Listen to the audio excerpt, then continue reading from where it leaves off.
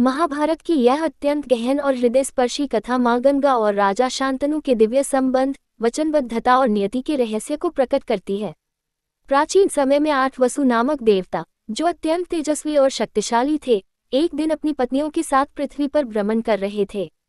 वहां उनमें से एक वसु की पत्नी को महर्षि वशिष्ठ की दिव्य कामधेनु गाय नंदिनी अत्यंत प्रिय लगने लगी और उसने उसे पाने की इच्छा प्रकट की।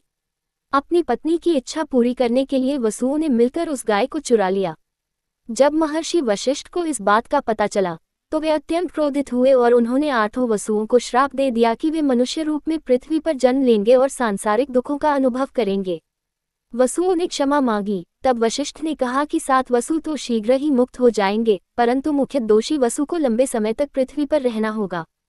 इस श्राप से मुक्ति पाने के लिए वसुओं ने मां गंगा से प्रार्थना की कि वे पृथ्वी पर उनकी माता बने और जन्म लेते ही उन्हें अपने पवित्र जल में समाहित कर दे, ताकि वे तुरंत श्राप से मुक्त हो सकें।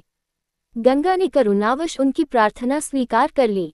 इसी समय हस्तिनापुर के राजा शांतनु गंगा नदी के तट पर आए। उन्होंने एक अत्यंत सुंदर, तेजस्वी और अलौकिक स्त्री को देखा, जो वास्तव में गंगा थी। उनके रूप पर मोहित होकर शांतनु ने विवाह का प्रस्ताव रखा। गंगा ने विवाह स्वीकार किया, परंतु एक कठोर शर्त रखी कि राजा कभी भी उनके किसी कार्य में हस्तक्षेप नहीं करेंगे और न ही उनसे कोई प्रश्न करेंगे। प्रेमवश शांतनु ने यह वचन दे दिया और दोनों का विवाह हो गया। विवाह के पश्चात प्रारंभिक जीवन अत्यंत सुखमय रहा, परंतु समय आने पर जब गंगा ने प्रथम पुत्र को जन्म दिया तो उन्होंने बिना किसी संकोच के उसे गंगा नदी में बहा दिया। ये दृश्य देखकर शांतनु का हृदय पीड़ा से भर उठा, किंतु अपने वचन के कारण वे मौन रहे। यही क्रम चलता रहा। दूसरा, तीसरा, चौथा, 5वां, 6ठा और 7वां पुत्र सभी को गंगा ने जन्म लेते ही जल में समर्पित कर दिया। हर बार शांतनु का मन भीतर ही भीतर टूटता गया, लेकिन उन्होंने अपनी प्रतिज्ञा का पालन किया और कुछ नहीं कहा। यह मौन त्याग और वचन की मर्यादा का अद्भुत उदाहरण था। जब 8वां पुत्र जन्मा और गंगा उसे भी नदी में बहाने लगी, तब शांतनु से यह असहनीय हो गया। वे अपने भावों को रोक न सके और उन्होंने गंगा को रोकते हुए कहा कि यह अत्याचार क्यों किया जा रहा है। जैसे ही उन्होंने प्रश्न किया, उनकी प्रतिज्ञा भंग हो गई।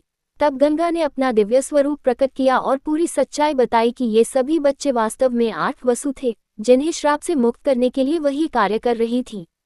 उन्होंने बताया कि पहले 7 वसु तो जन्म लेते ही मुक्त हो गए, लेकिन 8वां वसु, जो इस अपराध का मुख्य कारण था, उसे पृथ्वी पर लंबा जीवन जीना होगा। ये कहकर गंगा उस 8वें पुत्र को अपने साथ ले गईं। उन्होंने उसका पालन पोषण स्वर्गीय ज्ञान और महान शिक्षाओं के साथ किया।